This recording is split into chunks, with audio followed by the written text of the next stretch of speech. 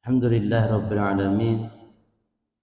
Wassallallahu wasallama wa baraka ala nabiyyina Muhammadin wa ala alihi wa ashabihi wa tabi'in wa man tabi'ahum bi ihsanin ila yaumiddin wa sallama tasliman katsira amma ba'd.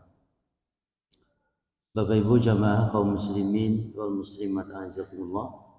Kita masih di adabul kalam, ada satu lagi bahasan yang tertinggal di antara ucapan-ucapan yang wajib dijauhi. Berikutnya adalah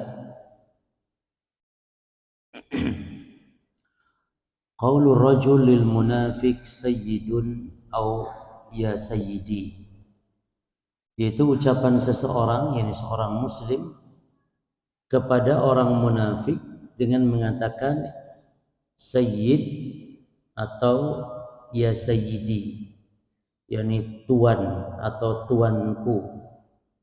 Ini ada hadisnya ya, larangan ini, yaitu hadis yang diriwayatkan dari sahabat Buraidah radhiyallahu anhu. Dia berkata, qala Rasulullah sallallahu alaihi wasallam. Rasulullah SAW bersabda, la taqulu lil munafiq sayyidun. Kata Nabi, janganlah engkau mengatakan kepada orang munafik, memanggil sayyid. Fa innahu in yaku sayyidan faqad askhattum rabbakum azza wajalla. Karena kalau dia memang tuan, kalian telah membuat Allah Ta'ala murka. Dalam sebagian bahasan Bapak Ibu sekalian dijelaskan para ulama perkataan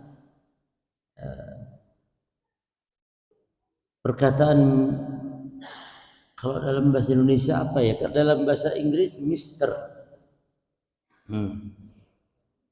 Yani daraja katsirun mimman yatakallam bil ghala al-inziliyah minal muslimin.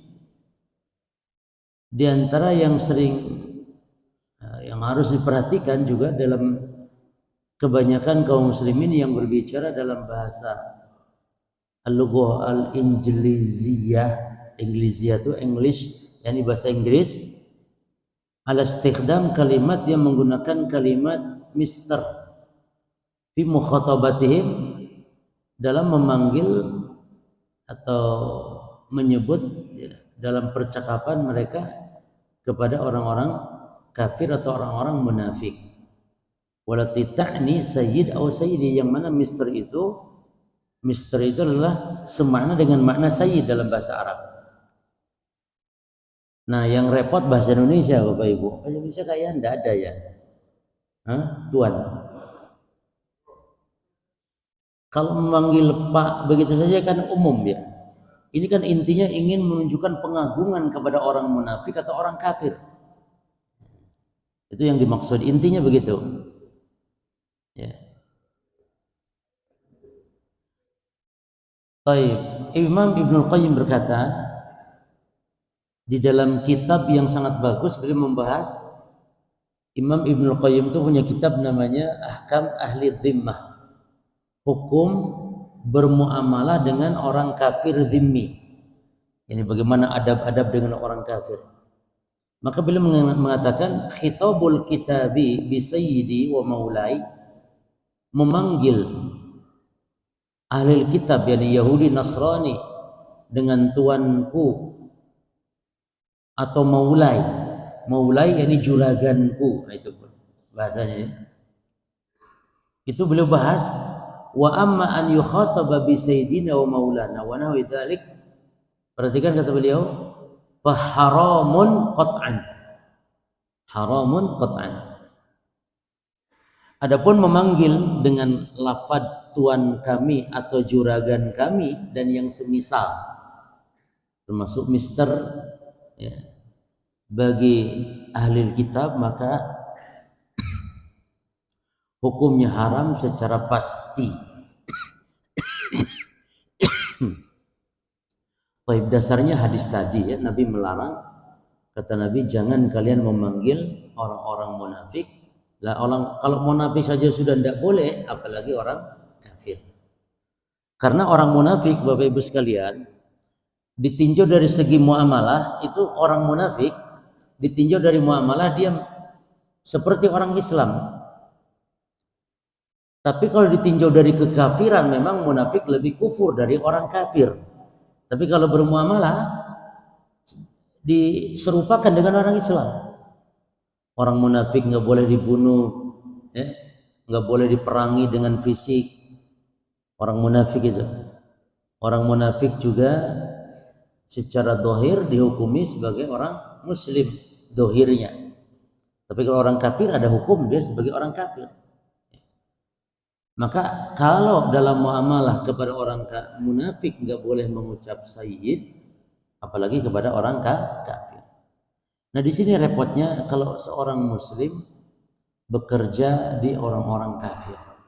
Maka para ulama memberikan anjurannya, enggak melarang mutlak enggak, tapi menganjurkan kalau bisa orang-orang Islam itu jangan bekerja menjadi pembantunya orang-orang kafir. Cuman repot, kabeh perusahaan orang kafir sing punya.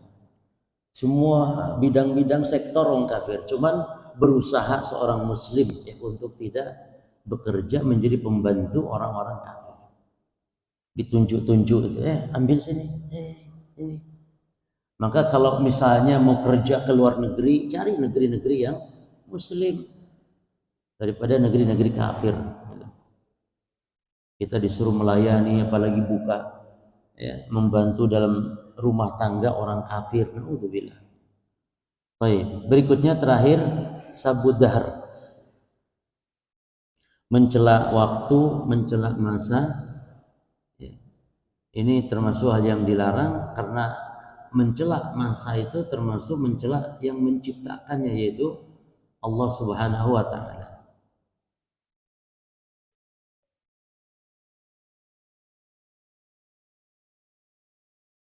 Adapun kalau dalam rangka mengkabarkan boleh ya, misalnya siang ini kok panas, mengatakan siang yang panas, ya.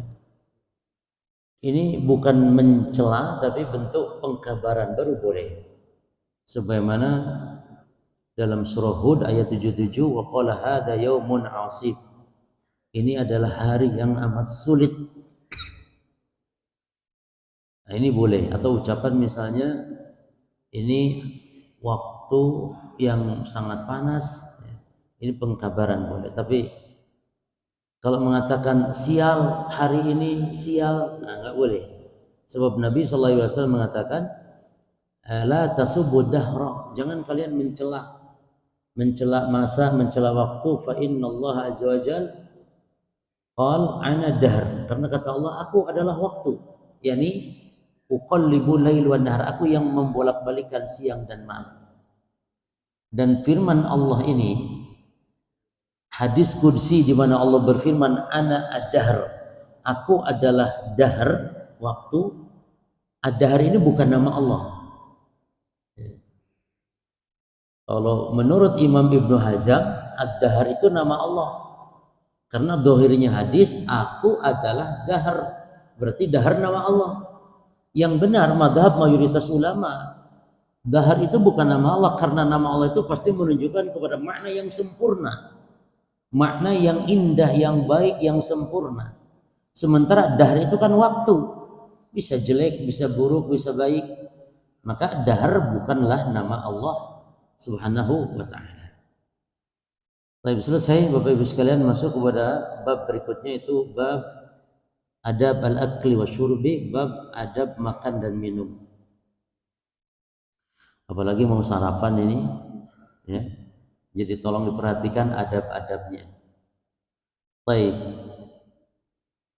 Sebelum membahas tentang masalah adab, mu'alif membawakan ada beberapa ayat yang berkaitan dengan adab makan minum. Yang pertama, kita perhatikan surah Al-Mu'minun ayat 51. Surah Al-Mu'minun ayat 51.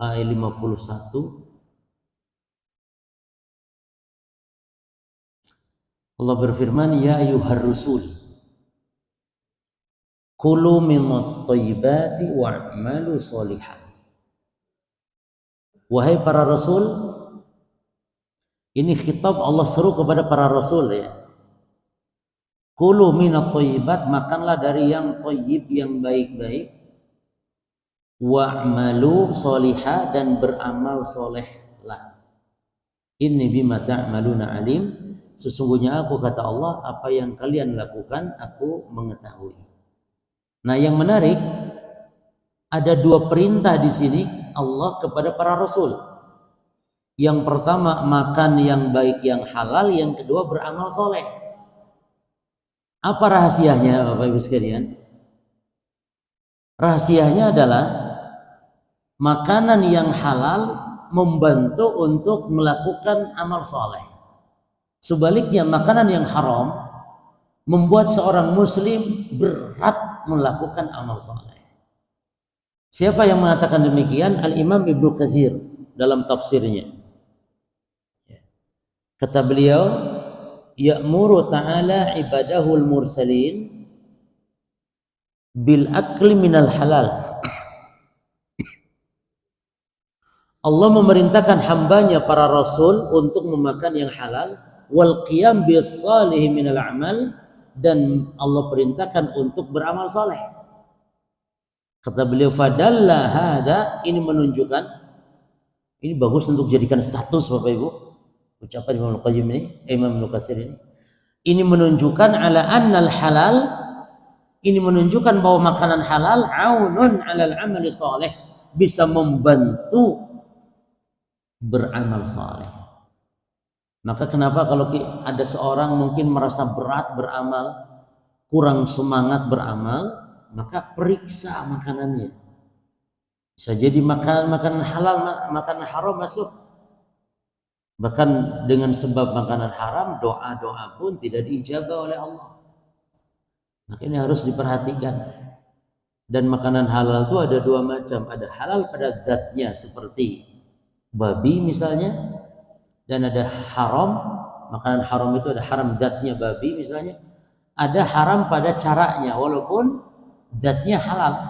Kambing misalnya halal, tapi caranya nasi, makanan halal, tapi caranya dengan cara yang haram. Dan juga Bapak Ibu sekalian, makanan yang haram itu berpengaruh kepada perilaku, kepada akhlak, sebagaimana Allah Subhanahu wa taala telah mengkutuk, melaknat orang-orang Yahudi. Coba diperhatikan di dalam Al-Qur'an surah Al-Maidah ayat 41 lalu sambung 42-nya.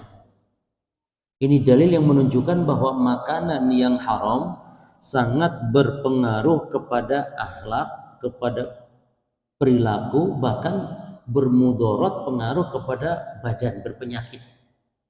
Maka kata ulama, al-aklu minat thayyibat atharun ala nufus. Makanan yang halal itu berpengaruh pada jiwa, wal abdan, pada badan, walil akli minal khaba'ith wal muharramat. Sebaliknya makanan yang buruk, yang jelek, yang haram, asarun dharatun, berpengaruh jelek kepada badan, wal ukul, kepada akal, wal akhlak, dan kepada akhlak. Jadi yang halal-halal berpengaruh kepada jiwa, jiwanya baik, berpengaruh kepada amal. Makanan yang haram sebaliknya memudaratkan badan, merusak akal dan akhlak. Dasarnya apa? Orang-orang Yahudi itu di dunia dikutuk, di akhirat mendapat azab. Kata Allah, ulaika alladzina lam yuridillahu ayyutahhira qulubahum. Mereka itu orang-orang Yahudi, orang yang Allah tidak menghendaki untuk disucikan hati-hati mereka. Satu, jadi kotor selalu hatinya. Yang kedua, lahum fid dunya khizyun, di dunia mendapat kehinaan. Yang ketiga, walahum fil akhirah adzabun azim, di akhirat mendapat azab yang pedih. Apa sebabnya Yahudi diperlakukan demikian oleh Allah? Satu, samma'una lil kadzib, suka mendengar-dengar berita-berita bohong dan menyebarkannya. Yang kedua, nah ini dia, akaluna lisuhti, sangat gemar, suka memakan yang haram. Memakan yang haram. Nah, muncullah ya kesimpulan-kesimpulan dari ayat dan hadis-hadis bahwa dengan makanan yang halal seseorang akan dimudahkan beramal soleh. Dengan makanan yang haram akan disulitkan dan berat untuk beramal soleh. Makanya Bapak Ibu sekalian, ada seorang sahabat namanya Sa'ad bin Abi Waqqas yang doanya selalu mustajab. Sa'ad bin Abi Waqqas. Maka di antara rahasianya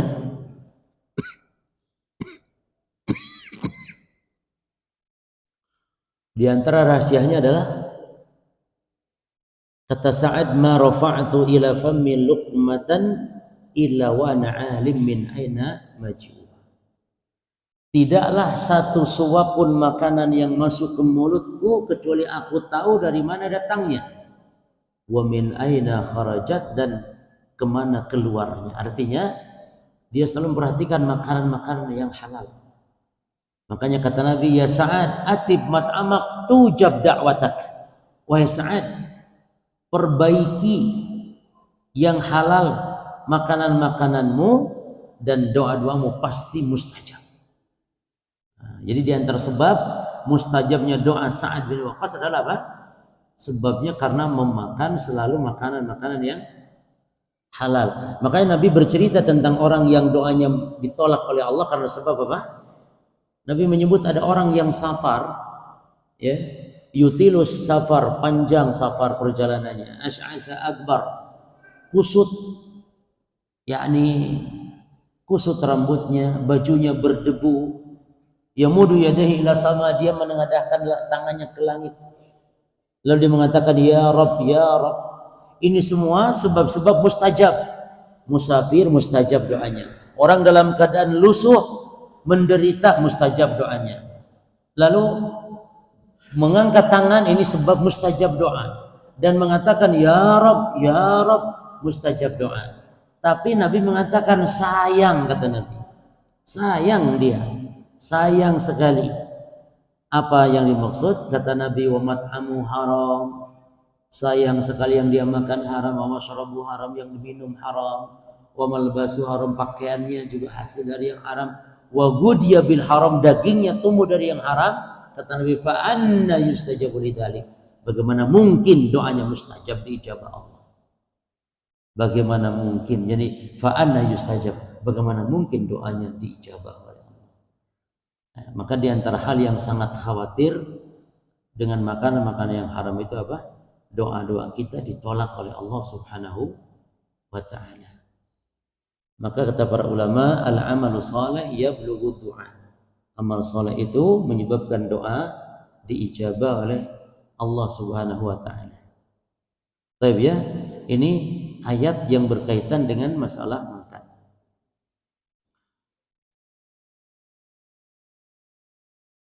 Lalu yang kedua, mu'allif membawakan surah Al-Baqarah, wa qulu washrabu min rizqillahi wa la ta'thaw fil ardi mufsidin. Makan minumlah dari rezekinya Allah. Maka kata para ulama, makan minum ini hukumnya wajib. Sebab kalau tidak makan minum barulah orang akan mendapat bahaya, maka hukumnya wajib. Tapi kalau makan soto, hukumnya mubah. Makan soto, makan pecel, tapi makan, ya, makan hukumnya apa? Wajib.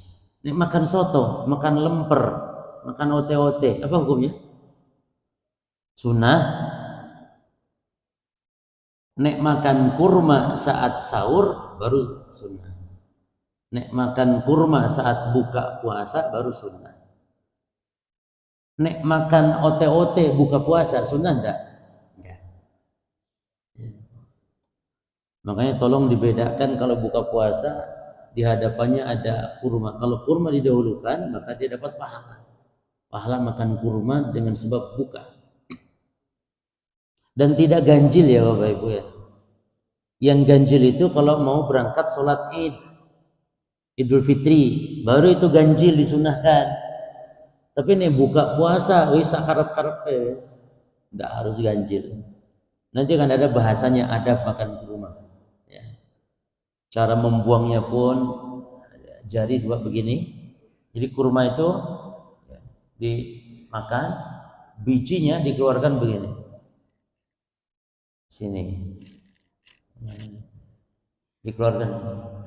Sunnahnya dilempar ke belakang, tapi nih di belakang nggak ada apa-apa. Tapi nih di masjid, di rumah ya enggak begitu. Ya, kalau di jalan lempar ke belakang. Itu diantara adab makan kurma. Baik. Kita masuk adab yang pertama. An-nahyu 'anil akli wasyurbi fi aniyati dhahabi wal fiddah. Dilarang makan minum dari wadah bejana, sendok, garpu misalnya, atau piring, gelas, mangkok yang terbuat dari emas atau perak. Kata Nabi sallallahu alaihi wasallam,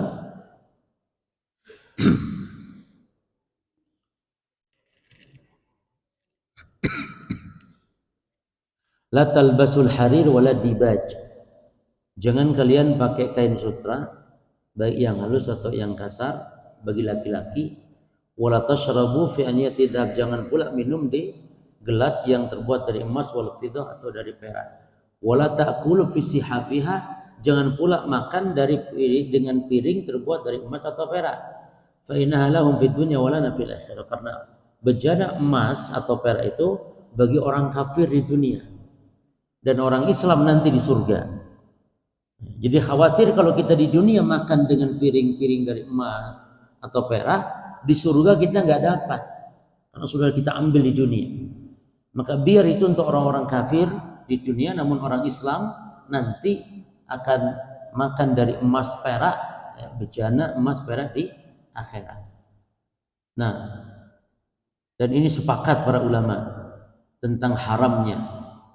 Dalam hadis alladzi yashrabu fina fiddah, orang yang minum dengan gelas dari perak itu sama dengan yujar jiru fi batnihi nar jahannam. Itu sama saja dengan telah menuangkan api neraka jahanam ke dalam perutnya. Minum air tapi gelasnya emas, sama halnya dia telah atau seolah dia telah memasukkan api neraka jahanam ke perutnya. Waliyadzubillah. Ini ancaman berarti dosa besar ya, bukan dosa kecil. Nah, dan diantara hikmahnya, ya, apa hikmahnya?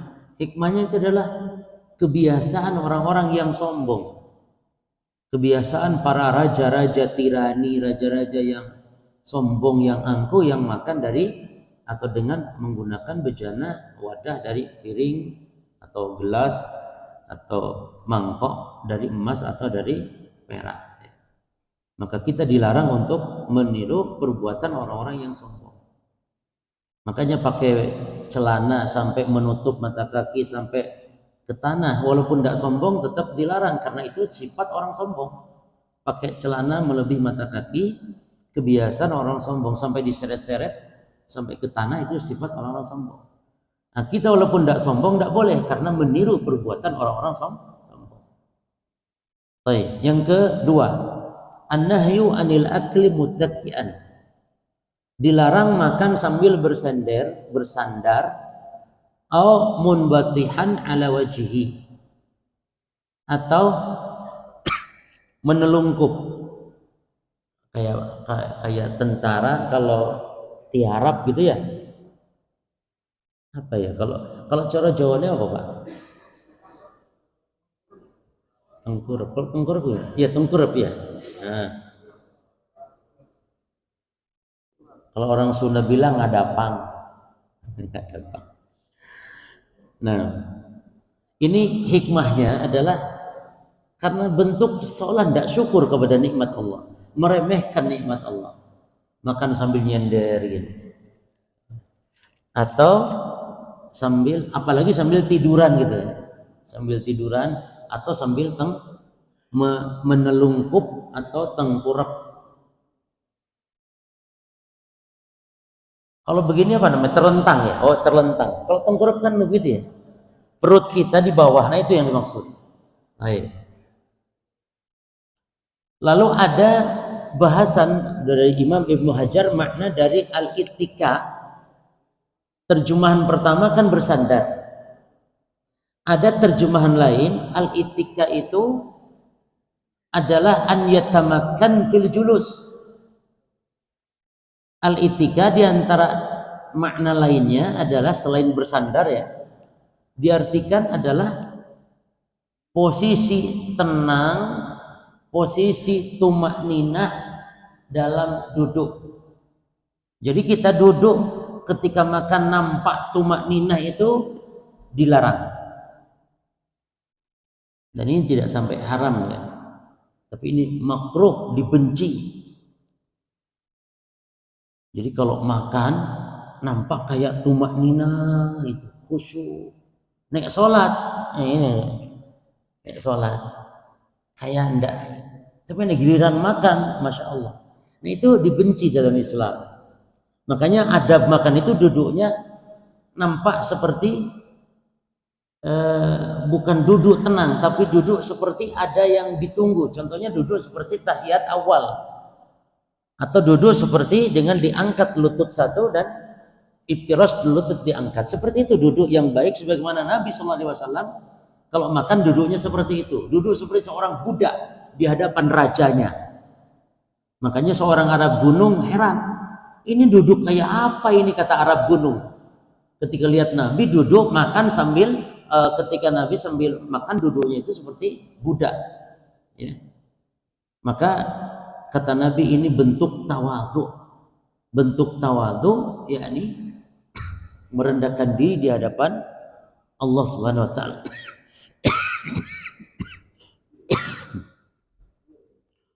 Pernah Nabi itu kalau makan kurma juga duduk di kedua tumitnya sedang makan. Seperti itu posisi duduk Nabi Sallallahu Alaihi Wasallam.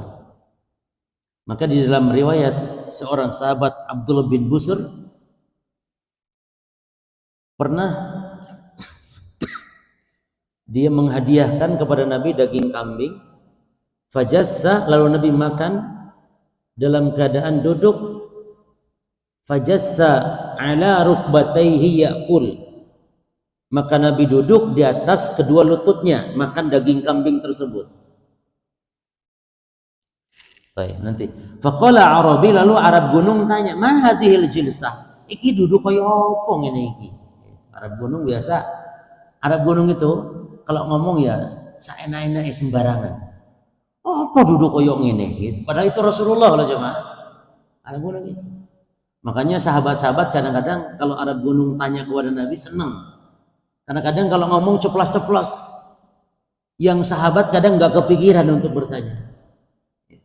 Arab gunung begitu. Jadi tabiatnya kasar, kalau ngomong sembarangan nggak ada adab sopan santunnya. Tapi Nabi dengan sabar menjawab, kata Nabi, innallaha ja'alani 'abdan kariman wa lam yaj'alni jabbaran 'anidan. Allah menjadikan saya hamba yang mulia, bukan sebagai yang sombong lagi membangkang. Ini duduk seperti itu menunjukkan duduk yang hamba yang baik. Jadi duduknya seperti berlutut, ya, berlutut seperti ini. Nah kayak gini, duduk sedang makan boleh kayak gini, atau boleh diangkat lutut yang satu begini. Jangan tumak ninah gini Pak, tumak ninah, oh aduh, Masya Allah khusyuk. Boleh ndak? Ya boleh, tapi dibenci. Apalagi nyender gini, makan sambil nyender, nyender ini. Ya, kayak ndak gelem mangan gitu loh Pak, kayak kok mangan kok aras-arasan itu, males. Baik.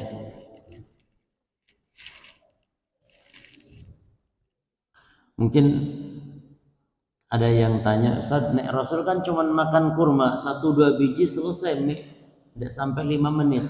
Lah kita makan nasi, lah ini Nabi makan kambing. Nabi makan kambing.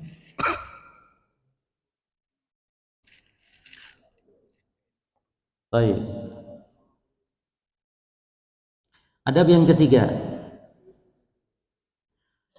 Taqdimul akli ala shalah inda huduri ta'am. Mendahulukan makan daripada sholat ketika makanan terhidang. Namun dua syarat ya. Syarat yang pertama, kalau kitanya lapar sekali, sangat lapar, yang kalau kita paksa sholat akan mengganggu konsentrasi, kekhusyuan, maka wajib kita mendahulukan hak Allah, yaitu kekhusyuan. Terus yang syarat kedua, makanannya sudah terhidang. Tapi nek makanan masih dimasak oleh istri kita, ojo dienteni, ditunggu walaupun lapar, tapi pergi sholat.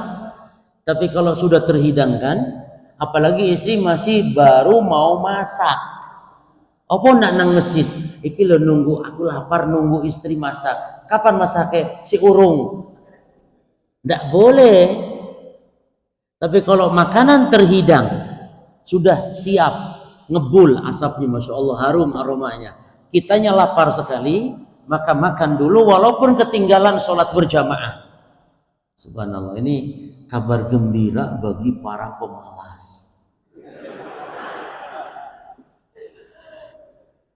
Ini serius Pak ya, ini serius. Jadi subhanallah, mungkin bagi sebagian kalau kita beragama bawa perasaan, masuk makan deset bukannya sholat sih toh, itu hak Allah. Salah Bapak.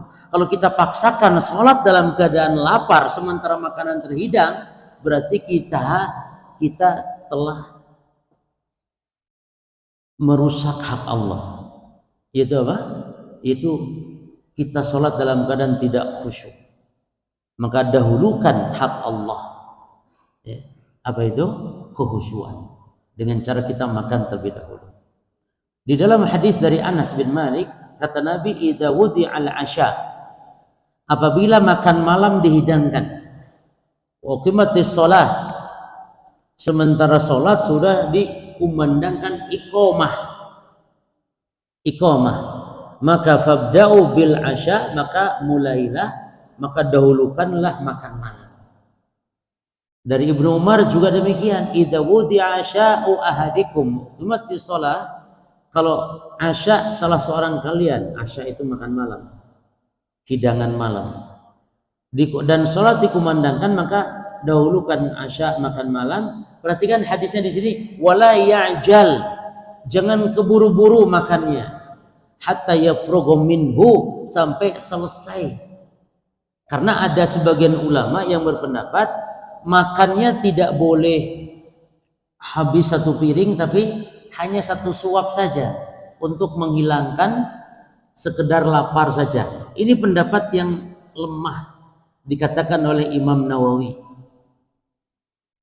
Jadi kata Imam Nawawi, ulama yang berpendapat makannya cukup 1-2 suap saja, ini pendapat yang salah, menyelisih hadis Ibnu Umar. Disebutkan dalam hadis ini, wala ya'jal, jangan keburu-buru, santai, maksudnya makan biasa sampai selesai makannya, gitu, hatta biruqamin.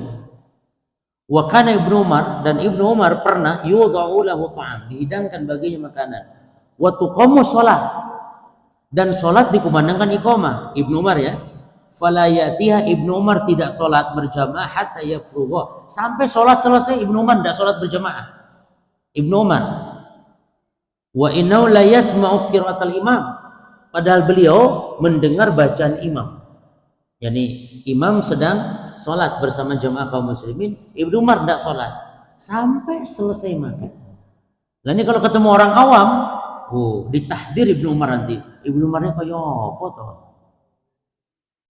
Apa malas gitu. Atau doyan makan, atau enggak boleh. Tapi syaratnya kalau lapar banget loh Pak. Nih lapar tapi ya iso ditahan, ya jangan, enggak boleh. Jadi ini hadis bersyarat ini. Kalau lapar, kan ada orang tuh memang betul-betul lapar sekali. Jamaah sekalian, Rasul pernah malam-malam keluar. Di luar ketemu Abu Bakar, malam-malam. Keluar juga Abu Bakar. Subhanallah, saat begitu Umar keluar malam-malam. Lalu Nabi tanya, kalian kenapa keluar? Kata Abu Bakar, ya Rasul, saya keluar karena lapar ya Rasul. Umar juga karena lapar, subhanallah. Orang tidak tahan lapar itu sampai keluar. Keluar itu maksudnya barangkali ada di luar sahabat mungkin yang ada makanan, bawa makanan. Sampai itu Rasul sallallahu alaihi wasallam. Kalau antum malam-malam keluar juga, tapi apa? Beli nasi goreng. Malam-malam antum lapar keluar. Artinya lapar ini memang sulit.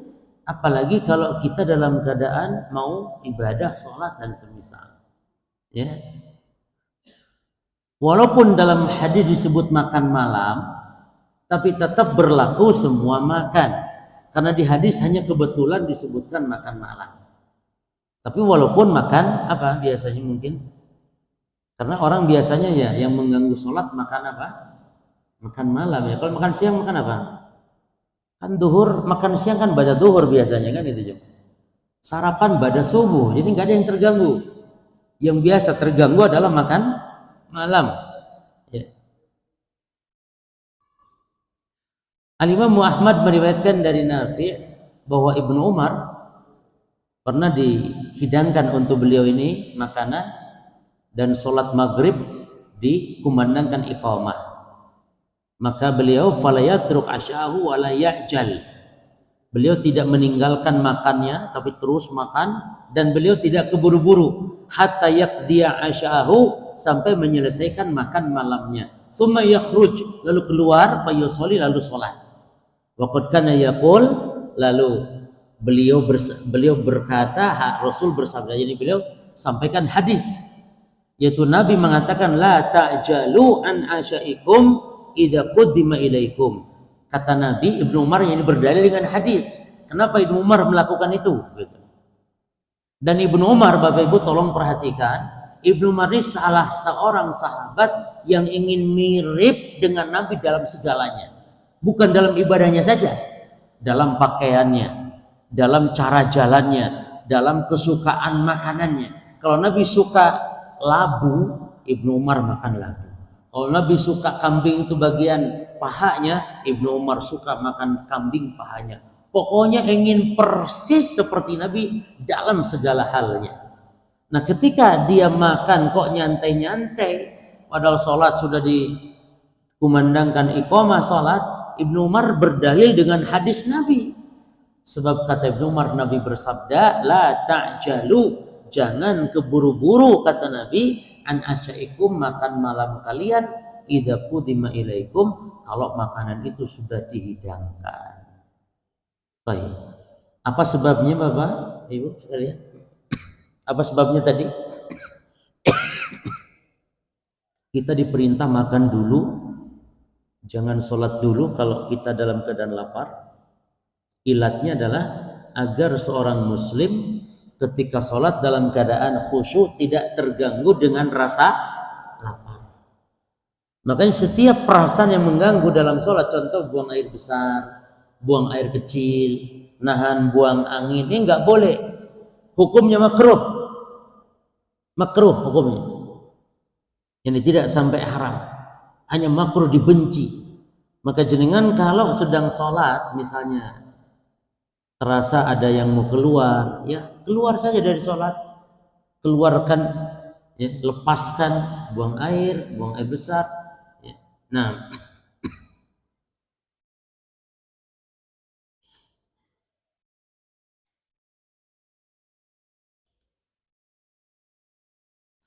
lalu kata Aisyah radhiyallahu anha, la sholata bihadratit ta'am wa la huwa yudafihu al-akhbathan.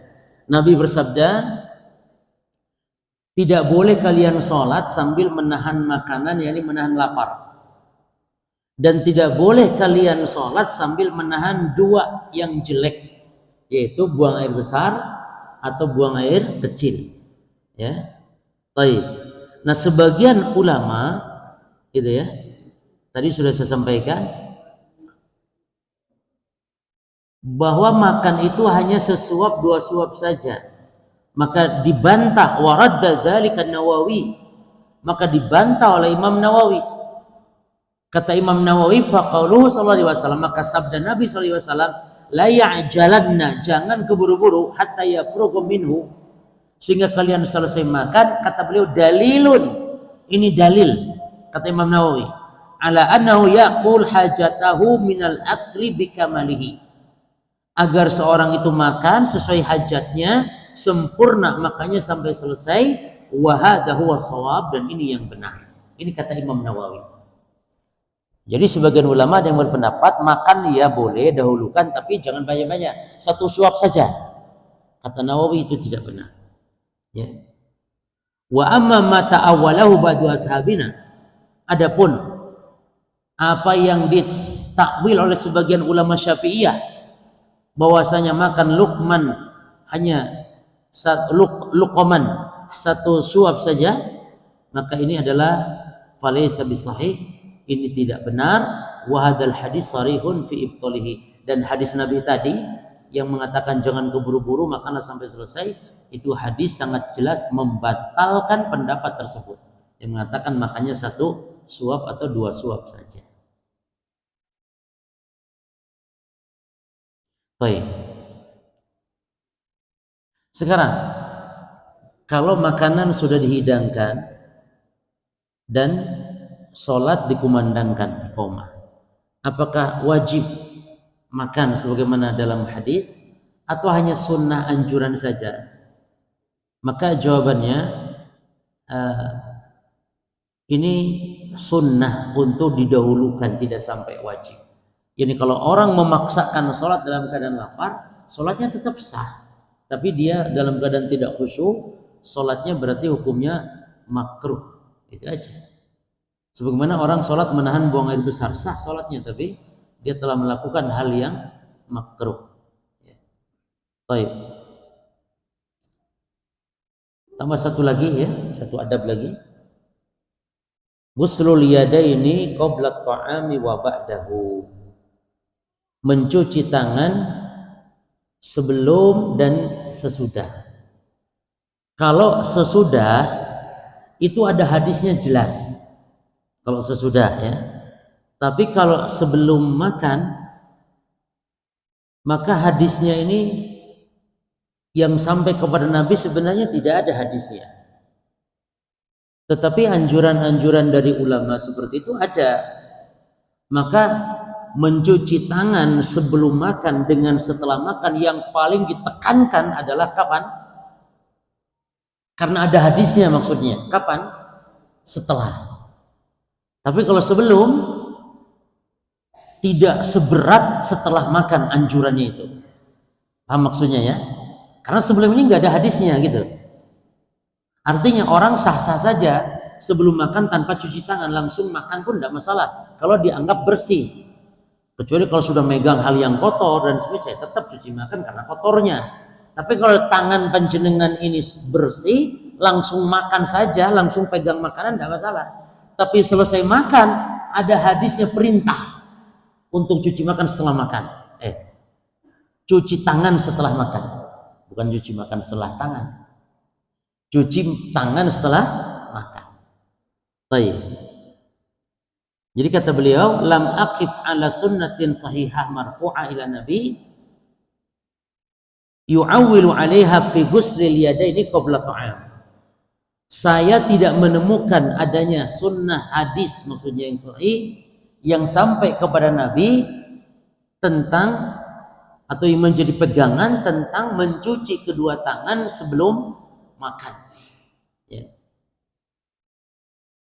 Kecuali hadis berwudu sebelum makan saat sedang junub, baru itu ada hadisnya. Kecuali hadis perintah berwudu sebelum makan atau sebelum minum atau sebelum tidur saat sedang kondisi junub, itu sunnah. Adapun cuci tangan biasa sebelum makan, maka ini tidak ada. Walakin yustahabu dzalik li izalati ma qad. Ya. Adapun dianjurkan dicuci tangan untuk menghilangkan kotoran kalau memang tangan qad yu'alliqu biha minal ausakh, kalau tangan sudah memegang hal-hal yang kotor. Jelas itu, secara akal pun jelas akan orang akan cuci tangan kalau sesudah megang yang kotor. Tapi maksud saya, kalau tangannya bersih, tidak ada megang sesuatu yang kotor, maka dia boleh tanpa cuci tangan langsung makan. Ya. Baik. Wa amma ghuslul yadain, adapun mencuci tangan pada ta'am setelah makan, maka ada riwayat ya hadis yang sahih dari Abu Hurairah di mana Rasulullah SAW bersabda, "Man nama wa fi yadihi ghamarun."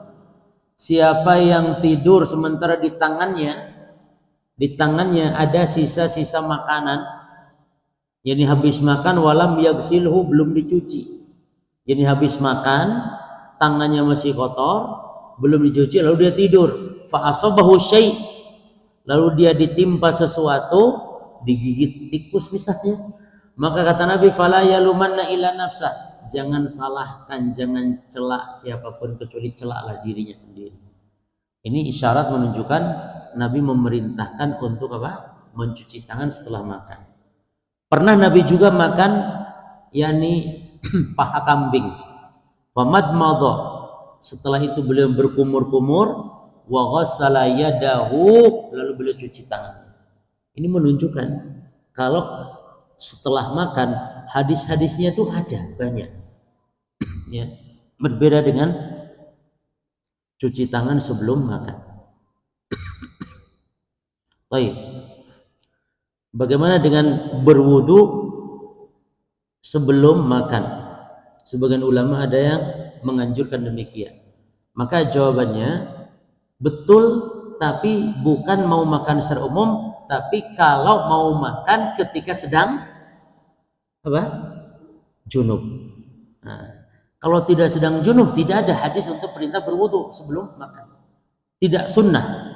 Yang sunnah itu adalah ketika junub mau makan, ketika junub mau tidur, ketika junub mau minum, dan ketika junub mau jima lagi dengan istri, maka baru disunahkan untuk berwudu.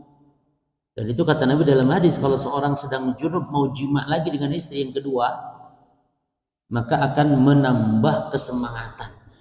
Subhanallah ya. Dan ini perkara gaib loh Bapak Ibu. Ini perkara gaib ini.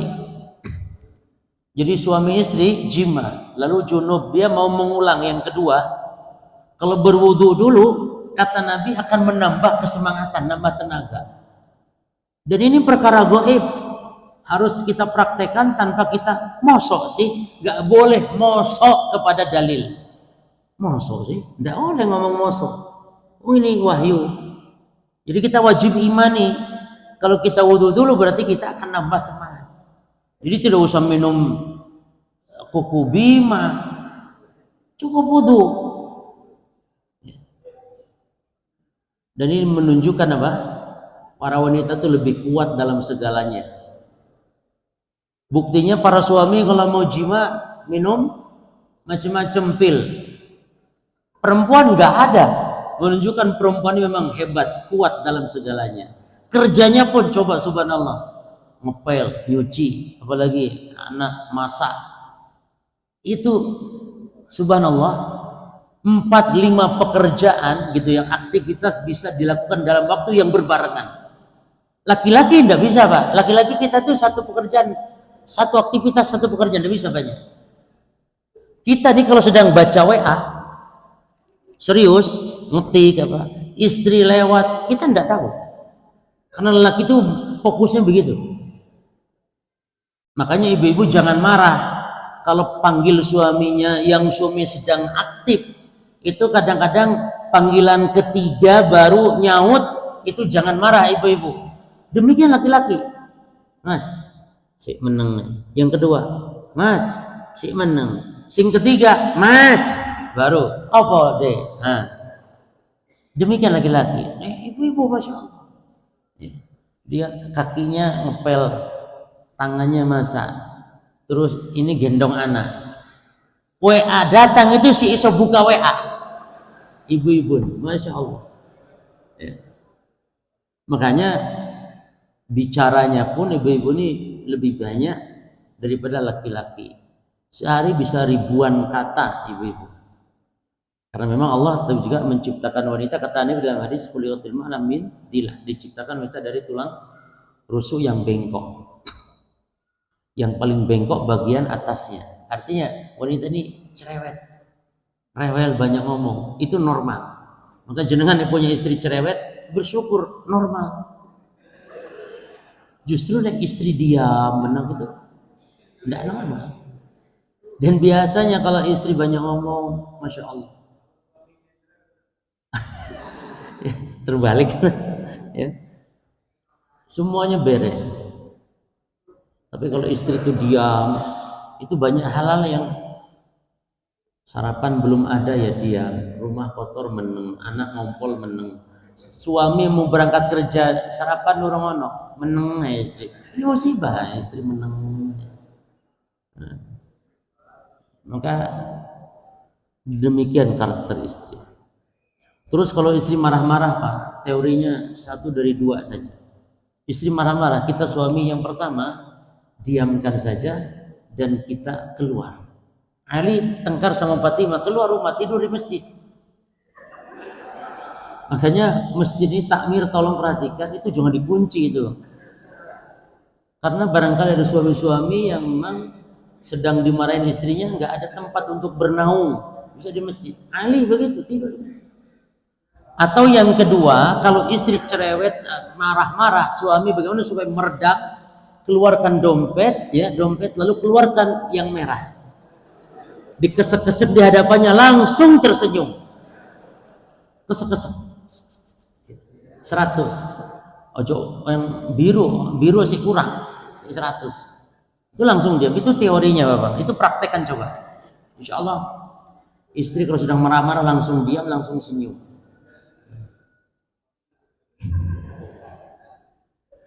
Baik.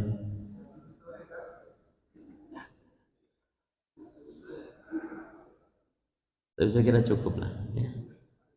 Nanti masuk adab yang kelima, tasmiyah, membaca bismillah. Monggo Pak yang bertanya Pak. Ya.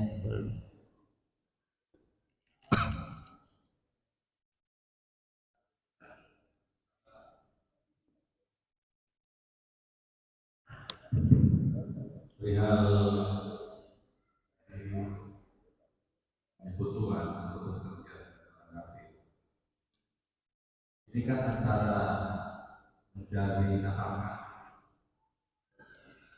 dengan orang kafir, kita di orang kafir itu dalam hari-hari pasti terucap kebutuhan untuk menyatakan bos atau tuan. Tapi ini kan kita mencari nafkah di tempat kafir, di penjelasannya kedua masalah makan. Kita sunnah untuk tidak berlebihan. Ini masalah rasa ketika kita tidak mau makan. Kita menambah ini. Maka boleh. Ketika ini tadi sebelum masalah kita untuk buang air kecil terus dari. Baik, jadi kita kalau kerja dengan orang kafir, kalau bisa tidak, tapi kalau terpaksa bekerja karena memang sulit jadi pekerjaan tidak masalah. Tapi panggil bos kita itu dengan panggilan biasa saja, Pak. Jangan panggil juragan atau panggil yang menunjukkan pengagungan yang berlebihan. Nah ini saya bingung kalau bos boleh tidak panggil bos itu ya? Ya intinya menunjukkan yang dalam hadisnya kan sayyid ya, sayyid tuan, dan kita juga punya bahasa itu. Mungkin tuan atau juragan, maulai. Nah, kalau selain itu mungkin tidak masalah insya Allah. Kata bos, kalau bos dianggap panggilan biasa ya. Tapi panggil Pak saja, kenapa? Kalau Pak kan itu sudah wajar biasa. Ya. Tapi itu yang pertama. Jadi boleh kerja di orang kafir, hanya ulama menyarankan untuk kalau mampu bekerja sendiri, dagang sendiri, ya. Tapi bermuamalah boleh. Ini maksudnya bekerja ya, kita jadi bawahan, jadi pembantunya orang kafir maksudnya gitu.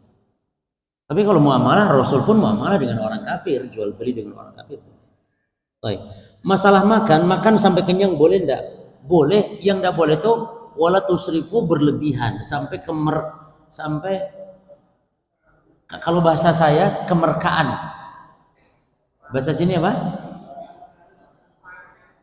Keluargen. Jadi makan tuh sampai kenyang enggak masalah.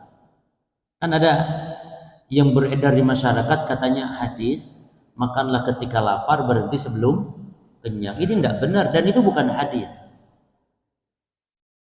Coba praktekkan, nggak sanggup antum. Jadi pas belum kenyang berhenti, stop Pak, stop. Bis ambil piringnya, stop. Nggak bisa, ya makan sampai habiskan, sampai kenyang bukan kekenyangan. Gitu. Maka boleh nggak nambah? Boleh, nambah nggak tercela, maka nambah. Bahkan itu lebih baik daripada banyak nanti sisa dibuang. Makan dulu dikit, nanti nambah. Adapun masalah nahan apa? Maksudnya apa? Makruh. Ya hukumnya makruh dalam sholat, ya, karena mengganggu kehusyuan. Dan ini juga diberlakukan bagi seorang hakim ketika memutuskan perkara, itu juga jangan sampai terganggu dengan rasa emosinya, karena nanti akan memutuskan perkara tidak adil akhirnya. Ini ilat-ilat seperti ini jelas, seperti ilat atau sebab dilarangnya kita nahan buang air besar, buang air kecil saat sholat. Di antara secara akal sebabnya kenapa? Apa sebabnya? Mengganggu kehusyuan. Maka kalau kita mengganggu kehusyuan orang itu juga dilarang. Contohnya apa? Baca Quran keras-keras saat ada orang sedang sholat.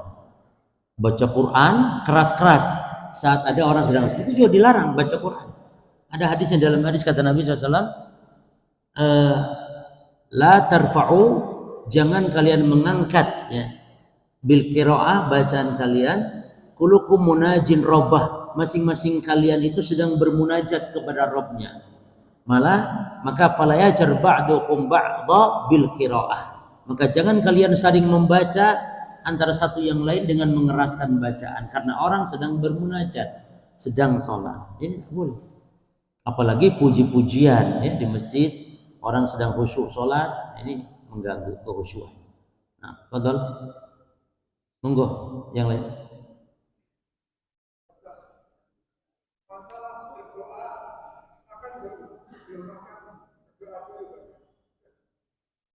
Itu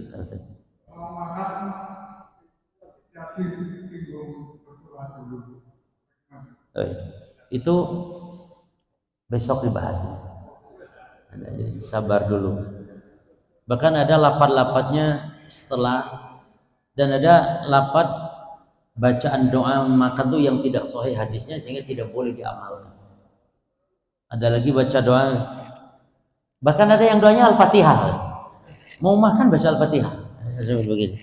Ini nanti akan ada bahasanya insyaallah. Intinya mau makan hanya baca bismillah saja. Setelah makan ada bacaan memuji Allah, dan tidak ada bacaan selain itu dalam makan. Nggih.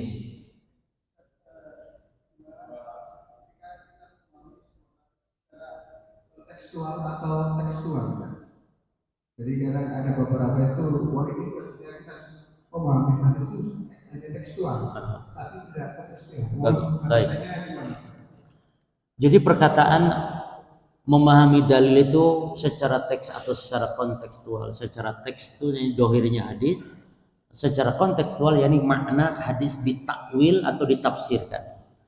Ini butuh perincian. Ada hadis yang memang wajib secara teks, seperti lafaz-lafaznya, lafaz-lafaz, ya, teksnya seperti itu kita baca. Ada hadis yang perlu kita pahami secara makna, karena demikian atau secara kontekstual. Tapi tidak boleh serambangan atau sembarangan. Ini teksnya tapi kontekstualnya begini. Itu tujuan mereka adalah supaya bermudah-mudah untuk mentakwil-takwil. Jadi sebenarnya ini butuh perincian. Jadi betul ada nas dalil itu secara teks kita pahami, dan ada juga yang secara teks kontekstual atau secara makna tafsir yang harus kita pahami. Namun harus benar penafsiran, intinya demikian. Jadi betul, tapi jangan sembarangan atau serampangan mengatakan ini harus secara kontekstual dipahaminya karena ini adalah tekstual. Dan memahami dalil secara kontekstual butuh dalil yang mendukung bahwa ini adalah maknanya memang konteks. Karena hukum asalnya dalam berdalil memahaminya tekstual, hukum asalnya dohir. Dohirnya apalagi berkaitan tentang nama dan sifat-sifat Allah secara tekstualnya, dohirnya demikian. Gitu ya. Allah turun ya turun, Allah punya wajah ya wajah, dohirnya. Namun ada hal yang harus kita pahami seperti misalnya Allah Subhanahu wa taala itu bersama makhluknya. Nah, bersama ini tidak bisa kita pahami secara teks karena secara akal, secara dalil dan secara naluri manusia nggak mungkin. Allah bersama makhluk. Yani Allah ke WC juga sama makhluk, yani ikut ke WC kan tidak mungkin. Maka Allah bersama makhluk maknanya ilmunya. Nah, ini bukan takwil ini, tapi tuntutan daripada ayat. Karena Allah mengatakan dalam satu ayat itu Allah di atas arash beristiwa. Lalu di ayat yang sama di situ di akhirnya Allah huwa ma'akum aina kuntum, Allah bersama kalian dimanapun kalian berada.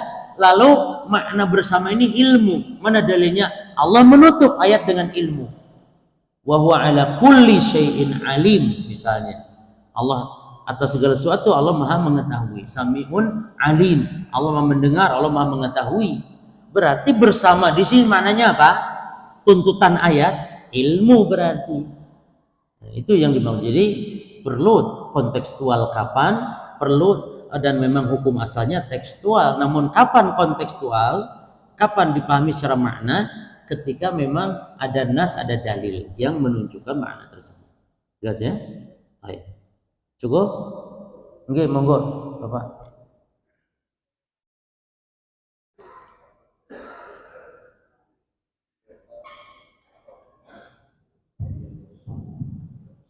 Bagaimana hukum bekerja di tempat lembaga ilmu di tempat agama lain? Baik. Bagaimana ngajar di tempat agama lain? Masalah ini perlu diperinci. Yang pertama, kalau yang diajarkan ilmu yang sifatnya umum, ilmu-ilmu dunia, maka boleh. Tapi kalau mengajar berkaitan dengan agama mereka, ya berarti ini bentuk kekufuran. Ya. Jadi orang Islam mengajarkan pelajaran agama Kristen misalnya. Namun yang ketiga, ketika dia bisa aman dari fitnah. Apa fitnahnya? Misalnya namanya di lembaga orang kafir nanti kan ada ritual kekafiran. Mungkin ada doa bersama kafir dan semisal. Maka kalau ada demikian memudaratkan kepada agama, lebih baik dihindari. Tapi kalau masalah mengajar sebenarnya ini sama halnya dengan hukum muamalah dengan orang kafir. Mengajarkan ilmu kepada orang kafir dan dibayar ilmu-ilmu dunia boleh gitu. Atau misalnya berjualan, menjual barang atau jasa kepada orang kafir, ini dibolehkan. Hanya saja masalah lembaga ini kan nanti akan ada ritual-ritual agama mereka, sehingga ini yang wajib kita untuk menghindari. Kalau selama mampu menghindari, saat doa bersama kita tidak ikut misalnya, kita hanya murni ngajar di situ. Lalu biasanya di kelas kafir nanti akan ada salib, akan ada gambar. Apa kita rela selama seharian kita nongkrong hadapan-hadapan dengan salib? Nah, ini juga yang harus diperhatikan. Tapi kalau aman bebas dari fitnah tersebut, maka dibolehkan karena hukum asal bermuamalah dengan orang kafir adalah boleh. Jelas ya? Cukup Pak ya? Kita sarapan. Subhanakallahumma bihamdika asyhadu an la ilaha illa anta astaghfiruka wa atubu ilaik. Assalamualaikum warahmatullahi wabarakatuh.